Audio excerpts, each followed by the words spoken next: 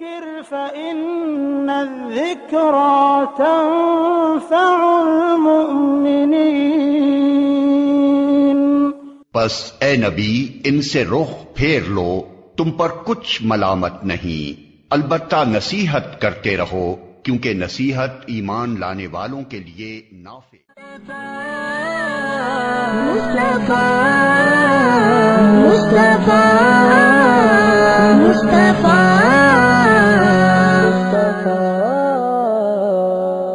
اللهم صل على محمد وعلى آل محمد۔ اللهم صل على محمد وعلى آل محمد۔ جب زباں پر محمد کا نام آ گیا، جب زباں پر محمد کا نام آ گیا، آسماں سے درود و سلام آ گیا، آسماں سے درود و سلام آ گیا۔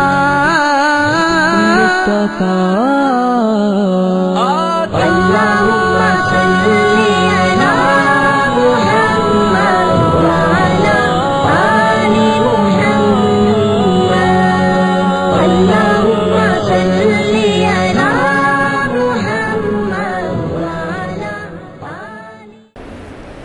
الحمد للہ وکفى وسلام علی عباده الذین اصطفى، اما بعد فقد قال اللہ تعالی فی کلامہ المجید والفرقان الحمید۔ اعوذ باللہ من الشیطان الرجیم، بسم اللہ الرحمن الرحیم۔ یا ایہا الذین آمنوا ان جاءکم فاسق بنبأ فتبینوا ان تصیبوا قوما بجہالة فتصبحوا على ما فعلتم نادمین۔ وقال اللہ تعالی وما لديه ما يلفظ من قول إلا لديه رقيب عتيد۔ وعن أبي هريرة رضي الله عنه أن النبي صلى الله عليه وسلم قال كفى بالمرء كذبا أن يحدث بكل ما سمع۔ وعن حفص بن عاصم رضي الله عنه قال قال رسول الله صلى الله عليه وسلم من حسن إسلام المرء تركه ما لا يعنيه، او كما قال علیہ الصلاۃ والتسلیم۔ معزز سامعین، بزرگوں اور میرے عزیز ساتھیوں، اللہ رب العزت نے دین اسلام کی دولت سے ہمیں سرفراز فرمایا۔ یہ اللہ کا عظیم احسان ہمارے اوپر ہے۔ اسلام ایک مکمل ضابطۂ حیات ہے۔ مطلب یہ ہے کہ انسانی زندگی، انسانی فطرت اور انسانی زندگی کو گزارنے کے لیے جن اصول، جن قواعد، جن ضوابط کی ضرورت ہے اور جو انسانیت کی سہولت اور انسانی مزاج کے موافق ہو، وہ سارے ضوابط، وہ پورا ضابطۂ حیات اسلام کے اندر موجود ہے، جو انسانی فطرت کے عین مطابق انسانی ضروریات، جتنے قوانین، جتنے اصول، جتنے ضوابط اسلام کے متعین کردہ ہیں، وہ تمام کے تمام انسانی فطرت کے عین مطابق ہے۔ مطلب یہ ہے کہ انسانیت کی فلاح، انسانیت کی کامیابی اور انسانیت کی ترقی کا جو معیار ہونا چاہیے، وہ ایک مکمل دستور کی صورت میں اسلام نے پیش کیا ہے۔ دوسرے تمام مذاہب کے اندر یہ خصوصیت آپ کو نہیں مل سکتی ہے۔ یہ اسلام کا امتیاز ہے، اس کی خصوصیت ہے کہ ایک مکمل ضابطۂ حیات زندگی کے ہر شعبے کے اندر اسلام نے انسانیت کی رہنمائی کی ہے۔ چاہے وہ معاشرتی معاملہ ہو، وہاں بھی اسلام نے انسانیت کی رہنمائی کی ہے، معاشی ہو، اقتصادی ہو، سیاسی ہو، اور آپس کے جو رشتہ داریاں ہیں، آپس میں جو تعلقات ہیں اور جو لین دین ہیں، یہ ساری چیزوں کے متعلق اسلام کی مکمل رہنمائی ابتدا سے موجود ہے اور انتہا تک موجود رہے. وہ دستور، وہ قانون اسلام کا ایسا مکمل ہے جو کسی زمانے کے ساتھ تخصیص نہیں، کسی قوم کے ساتھ تخصیص نہیں ہے، اور ایسا نہیں ہے کہ وہ ایک زمانے تک ہی اسلام کے دستور، اس کے قوانین جو ہے کام کر رہے ہیں. ایک زمانہ جب آگے بڑھے گا، لوگ جب ترقی کریں گے اور نئی نئی چیزوں کا ایجاد ہوگا، تو ایسی صورت میں اسلام اس کے لیے کوئی رہنما اصول نہیں بتا پائے گا. ایسی بات نہیں ہے. 1400 سال گزر چکے ہیں، لیکن آج بھی وہی قرآن جو ہے مسلمانوں کی رہنمائی کر رہا ہے. جتنی نئی نئی چیزیں آ رہی ہے وجود میں، نئے نئے سامان، نئے نئے پروڈکٹس، نئی نئی باتیں وجود میں آ رہی ہے، ہر چیز کے اندر اسلام کے رہنما اصول موجود ہیں جو انسانی مزاج کے عین مطابق ہے اور انسانیت کے اطمینان کے لیے کافی ہے. اس بات کو ذہن میں رکھتے ہوئے ہم بات کو آگے بڑھاتے ہیں. در حقیقت جو ترقی کا معیار ہے اور انسان جس طریقے سے ترقیات کے دروازے کھول رہا ہے اور نت نئی چیزوں کا ایجاد کر رہا ہے، نئی نئی چیزیں مارکیٹ میں آ رہی ہے، اور ٹیکنالوجی جو ہے بہت تیزی کے ساتھ، بہت تیز رفتاری کے ساتھ آگے بڑھ رہا ہے، تو ایک چیز ہمیں ذہن میں رکھنے کی ضرورت ہے. دیگر مذاہب کے اندر اگرچہ ان چیزوں کا لحاظ نہیں کیا گیا ہے، لیکن مکمل اسلام کے اندر جو ہے تمام چیزوں کا لحاظ ہے، اور کسی بھی فیلڈ میں، کسی بھی میدان میں، کسی بھی شعبے میں، زندگی کے کسی بھی حصے میں اسلام نے مسلمانوں کو بالکل آزاد نہیں چھوڑا ہے. اسلام نے ابتدا سے لے کر انتہا تک کچھ حدود و قیود متعین کیے ہیں، کچھ ضابطے متعین کیے ہیں، اور ایک سرکل بنایا ہے کہ جس کے اندر رہتے ہوئے ہمیں زندگی گزارنا ہے. نئی چیزیں ہیں، پرانی چیزیں ہیں، جو بھی ٹیکنالوجی ہے اس کا استعمال ہمیں کس طریقے سے کرنا ہے. دیگر مذاہب اس کی جو ہے تلقین نہیں کرتی ہے، اور اس کے لیے دیگر مذاہب کے اندر کوئی رہنما اصول موجود نہیں ہے، لیکن اسلام کے اصول، اس کے قوانین موجود ہیں کہ ہمیں ہر چیز کا استعمال کس طریقے پر کرنا ہے، اور کس طریقے پر استعمال اس کا جائز ہے اور کس طریقے پر اس کا استعمال ناجائز ہے. استعمال کے اسلام کے رہنما اصول ہر جگہ موجود ہیں. ابھی جس طریقے سے دنیا کے اندر میڈیا اور سوشل میڈیا، وہ الیکٹرانک میڈیا ہو چاہے پرنٹ میڈیا ہو، جو بھی ہو، بہرحال اس کو جو مقبولیت حاصل ہے اور اس کی جو افادیت ہے اس سے کوئی انکار نہیں کر سکتا. میڈیا کی جو افادیت ہے یا اس کے جو مضرات ہیں، مضرات سے قطع نظر اس کی جو افادیت ہے اس سے ہم پہلو تہی نہیں کر سکتے ہیں، اور ہم اس سے کنارہ کشی اختیار نہیں کر سکتے ہیں کہ بھائی ہم کو یہ چیز نہیں چاہیے، ہم کو اس میں نہیں رہنا ہے، ہم کو اس کی ضرورت نہیں ہے. کوئی بھی اس سے جو ہے پہلو تہی نہیں کر سکتا ہے. اس کی ضرورت ہمیں ہے. بہرحال اس بات کو ہمیں تسلیم کرنا ہوگا. تو الیکٹرانک میڈیا ہو چاہے پرنٹ میڈیا ہو سوشل میڈیا ہو، خاص طور سے جو سوشل میڈیا ابھی عوام کے اندر جس کا عمومی رواج ہے اور چھوٹے سے لے کر بڑے تک اس کا استعمال کر رہے ہیں الیکٹرانک میڈیا کا. اب یہ سوشل میڈیا جو ہے جس کا استعمال چھوٹے سے لے کر بڑے تک ہر طبقہ جو ہے اس کو استعمال کر رہا ہے، اور ہر شعبے میں اس کا استعمال ہو رہا ہے. ہر طبقے میں اور ہر شعبے میں اس کا استعمال ہو رہا ہے. ہر طبقہ مطلب آپ چھوٹے بچے ہوں اور نوجوان ہوں، بڑے ہوں، بوڑھے ہوں، مرد ہو، عورت ہو، ہر ایک جو ہے اس کے استعمال کر رہا ہے. ہر ایک اس سے جڑا ہوا ہے، اور ہر شعبے میں اس کا استعمال ہے. ہر شعبے میں تعلیمی شعبہ ہو، سماجی شعبہ ہو، سیاسی شعبہ ہو، کوئی سا بھی شعبہ ہو، کوئی سا بھی سیکشن ہو، ہر ایک شعبے میں اس کا استعمال ہو رہا ہے. تو اب ہمیں دیکھنا یہ ہے کہ یہ میڈیا، سوشل میڈیا وغیرہ ہمیں اس کا استعمال کس قدر کرنا ہے، ہمیں اس کا استعمال کس قدر کرنا ہے. میں بہت اختصار کے ساتھ جو کام کی باتیں ہیں وہ میں بتا رہا ہوں، جس کو سمجھنا ہم سب کے کامیابی کے لیے ضروری ہے. ہمیں یہ چیز دیکھنا ہے کہ اس کا استعمال ہمیں کتنا کرنا ہے اور کس طریقے پر کرنا ہے، اور اس کا استعمال کس قدر جائز ہے اور کس طریقے پر ناجائز ہے. یہ 3-4 باتیں جو ہے ہمیں سمجھنا ہوگا، کیونکہ اسلام، میں نے بتایا کہ اسلام نے ایک حدود متعین کیا ہے.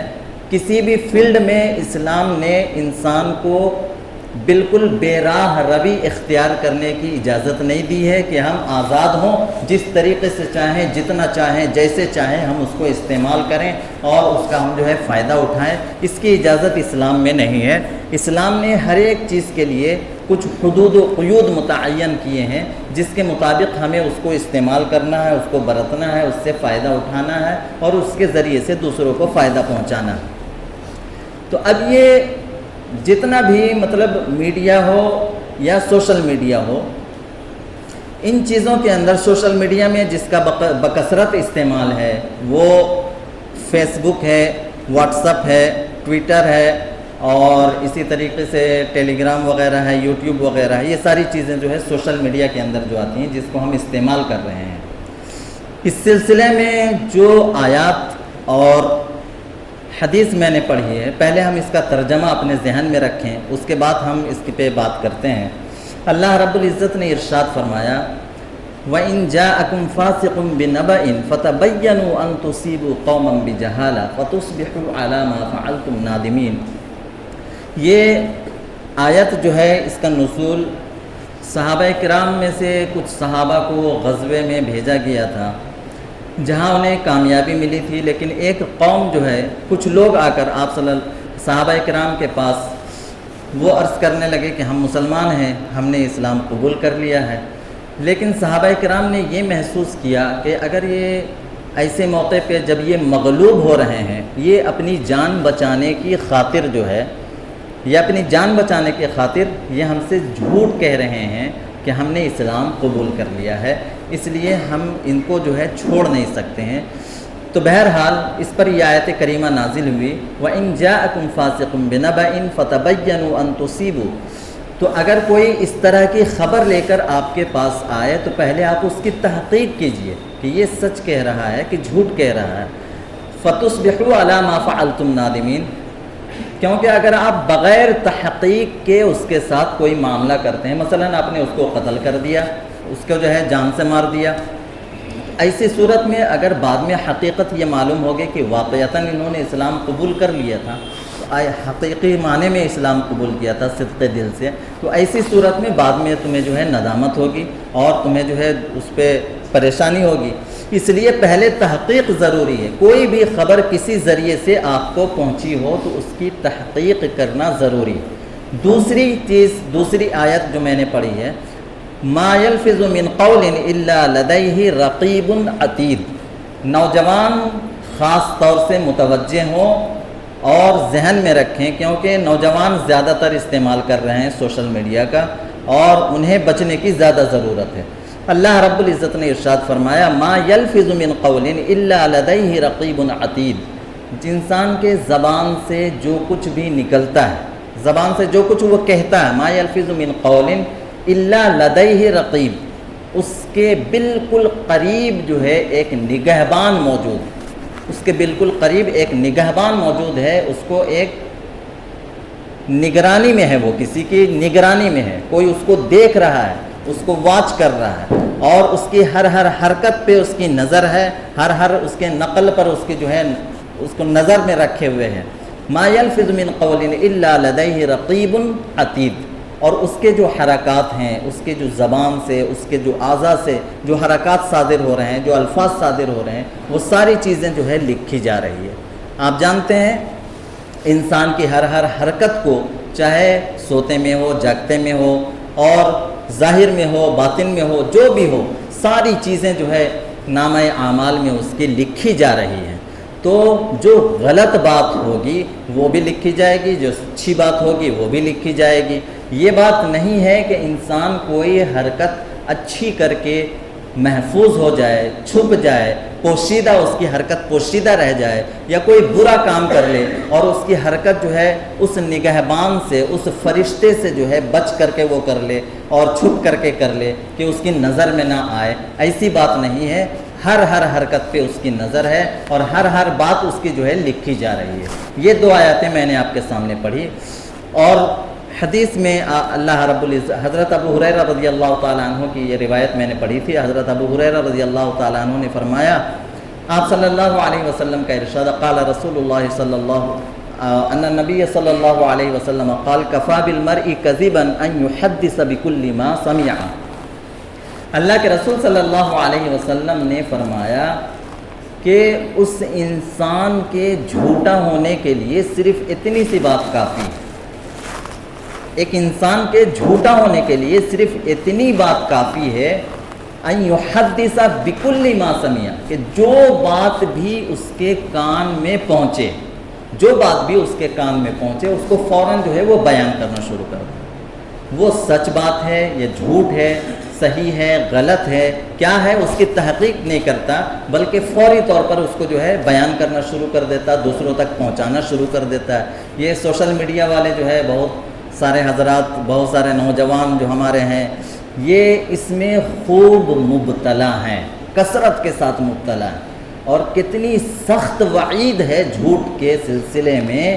آپ حضرات بخور ملاحظہ فرمائیں، اللہ کے رسول صلی اللہ علیہ وسلم نے فرمایا کہ جھوٹ کے اندر اتنی گندگی، اتنی بدبو ہوتی ہے، جھوٹ کے اندر اتنی گندگی اور اتنی بدبو ہوتی ہے کہ اس کے بدبو سے جو ہے فرشتے اس سے دور ہو جاتے ہیں، رحمت کے فرشتے اس سے دور ہو جاتے ہیں۔ اتنی گندگی اور اتنی بدبو ہوتی ہے اس جھوٹ کے اندر، ہمیں نظر نہیں آتا، لیکن جو حقیقت ہے وہ اللہ کے رسول صلی اللہ علیہ وسلم کی زبان نے جو ہے اس کو بتا دیا۔ تو بہرحال انسان کے جھوٹا ہونے کے لیے ایسا شخص جو بغیر تحقیق کے فوراً جو ہے دوسروں کو وہ بات پہنچا دے، دوسروں کو بیان کرنا شروع کر دے، وہ انسان جھوٹا ہے، وہ انسان جھوٹا ہے۔ تو اس کے جھوٹ کے لیے صرف اتنا کافی ہے کہ وہ کوئی بھی بات سنے، اس کو کوئی بھی بات پہنچے، چاہے وہ زبان سے اس کو دوسروں تک پہنچائے یا میسج وغیرہ کے ذریعے سے، واٹس ایپ وغیرہ کے ذریعے سے، کسی بھی ذرائع سے وہ دوسروں تک پہنچانا شروع کر دے، وہ ایسا انسان جو ہے شریعت کی نگاہ میں انتہائی جھوٹا ہے۔ دوسری روایت میں نے آپ کے سامنے پڑھی، عن حفص بن عاصم رضی اللہ عنہ قال قال رسول اللہ صلی اللہ علیہ وسلم من حسن اسلام المرء ترکہ ما لا یعنیہ۔ اسلام، انسان کے مسلمان ہونے کی خوبصورتی یہ ہے، انسان کے اسلام کی خوبصورتی یہ ہے، ایک مسلمان کی شان یہ ہونی چاہیے، ایک مسلمان کے جو صاحب اسلام ایمان ہے، ایمان والا ہے، ایک ایمان والے کی شان یہ ہونی چاہیے کہ وہ لغویات، فضول کام، ایسا کام جس سے کوئی نفع نہ ہو، جس سے کوئی اخروی دنیاوی نفع نہ ہو، ایسے لا یعنی کاموں کو ترک کر دے، یہ ایک مسلمان کی شان ہونی چاہیے۔ جو لا یعنی کاموں کو ترک نہیں کرتا ہے، جو لا یعنی کاموں کو ترک نہیں کرتا ہے، وہ اسلام کے شان کے منافی کام کر رہا ہے۔ تو یہ قرآن کے دو آیاتیں اور حدیثیں میں نے آپ کے سامنے پڑھی ہے۔ اب ان احادیث اور آیات کے ضمن میں ہم اپنا محاسبہ کرنا شروع کریں کہ ہمارا رویہ اور ہمارا زندگی گزارنے کا انداز کیا ہے۔ یہ سوشل میڈیا کے ذریعے سے ہم کس قدر گناہ کے اندر مبتلا ہو رہے ہیں، کس قدر گناہ سے ہم اپنے آپ کو ملوث کر رہے ہیں گناہ کے اندر، ہمیں اس کا اندازہ تو دور کی بات ہے، اندازہ لگانا تو دور کی بات ہے، احساس نہیں ہوتا ہے۔ آپ سوچیں، اب تک جو کام ہم کر رہے ہیں، اب تک جو کام ہم نے کیا ہے سوشل میڈیا کے ذریعے سے، آپ سوچ لیں کہ آپ کو اس بات کا احساس ہوا کہ ہم جو کام کر رہے ہیں وہ صحیح ہے یا غلط ہے۔ ہم جو بات دوسروں تک پہنچا رہے ہیں، چاہے وہ میسج کے ذریعے، ٹیکسٹ میسج کے ذریعے سے ہو یا ویڈیو کے ذریعے سے ہو، کسی بھی ذریعے سے ہو، جو پیغام ہم دوسروں کو دینا چاہ رہے ہیں، جو بات ہم دوسروں تک پہنچانا چاہ رہے ہیں، اس بات کے اندر کتنی صداقت ہے، کتنی سچائی ہے، اس کی تحقیق ہم نے نہیں کی ہے، بس بات دوسروں کو پہنچایا، اور ہمیں اس بات کا احساس کبھی بھی نہیں ہوا کہ ہم اس بات کو پہنچا کر ہم گناہ کے اندر مبتلا ہو رہے ہیں۔ آپ ہر شخص جو ہے اپنا محاسبہ کرے کہ بالکل ہمیں کبھی یہ احساس بھی نہیں ہوا کہ اس کے ذریعے سے ہمیں کوئی گناہ ہو رہا ہے، ہم کسی گناہ کے اندر ملوث ہو رہے ہیں۔ اور حد تو یہ ہے کہ دنیاوی باتوں کو اگر ہم دوسروں تک پہنچا رہے ہیں، چاہے وہ صحیح ہو غلط ہو، صحیح ہو تو خیر الگ بات ہے، غلط اگر ہم غلط بیانی کر رہے ہیں، غلط بات دوسروں کو پہنچا رہے ہیں تو گناہ کے مرتکب ہو رہے ہیں۔ لیکن ایسے مفکر، ایسے محدث ان سوشل میڈیا کے فیلڈ میں آپ کو ملیں گے جن کو اسلام سے کچھ لینا دینا نہیں، نہ تو اس کو وہ علم ہے، نہ اس کی وہ شخصیت ہے، نہ اس کا وہ حلیہ ہے، کچھ بھی نہیں ہے۔ اسلام کا نہ تو علم ہے، اسلام کی تعلیمات سے نہ تو وہ آشنا ہے، لیکن اس کے باوجود ایسی اسلامی تعلیمات وہ جو ہے سوشل میڈیا کے ذریعے سے پیش کرنے کی کوشش کرتا ہے کہ آپ سوچ بھی نہیں سکتے ہیں کہ اسلام کا اس سے جو ہے دور کا بھی تعلق نہیں ہے، اسلامی تعلیمات کا اس سے دور کا بھی تعلق نہیں ہے۔ اب ہم تک جب وہ بات پہنچی، ہمیں بظاہر پڑھنے میں دیکھنے میں بہت اچھا لگا، چاہے وہ مطلب ٹیکسٹ کے ذریعے سے ہو، میسج ہو، پڑھنے میں بہت اچھا لگا، ہاں بھائی اسلام کی تعلیمات میں سے ہے، یا ویڈیو کے ذریعے سے وہ پیغام دینا چاہ رہا ہو تو ہمیں محسوس ہوا کہ ہاں بہت اچھی بات ہے، لیکن اسلام سے اس کا تعلق کتنا ہے؟ حقیقتاً اسلام میں وہ چیز ہے، اسلامی تعلیمات کے اندر وہ موجود ہے یا موجود نہیں ہے، اس کی تحقیق کسی نے کی ہے؟ ہرگز نہیں کی۔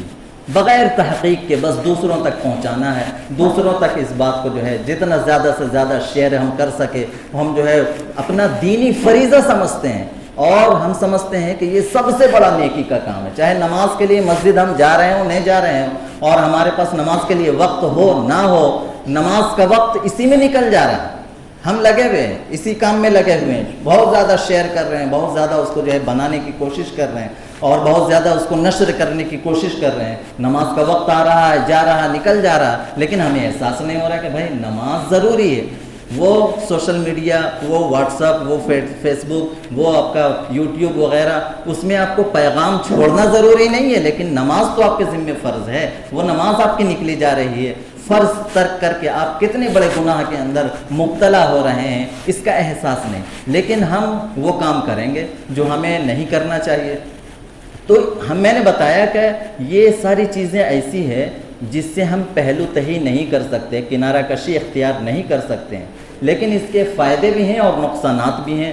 اب اس کے کیا فائدے ہو سکتے ہیں، کیا نقصانات ہو سکتے ہیں، اس کا صحیح استعمال کیا ہے اور اس کا غلط استعمال کیا ہے، اس کو صحیح طریقے پر ہم کیسے استعمال کریں، اور اس کا جو غلط استعمال ہے اس سے ہم کیسے اپنے آپ کو بچائیں، ان تمام باتوں پر میں انشاءاللہ وقت ملا تو آپ کے سامنے اس کی تفصیلات عرض کروں گا۔ اللہ رب العزت اس وبا سے ہم سبوں کی، اور خصوصاً ہماری جو نوجوان نسلیں ہیں ان کی جو ہے حفاظت فرمائے، اور اس تمام گناہ سے، اس کے جو مضرات ہیں، اس کے جو نقصانات ہیں، اس سے ہم سبوں کی حفاظت فرمائے۔ وما علینا الا البلاغ۔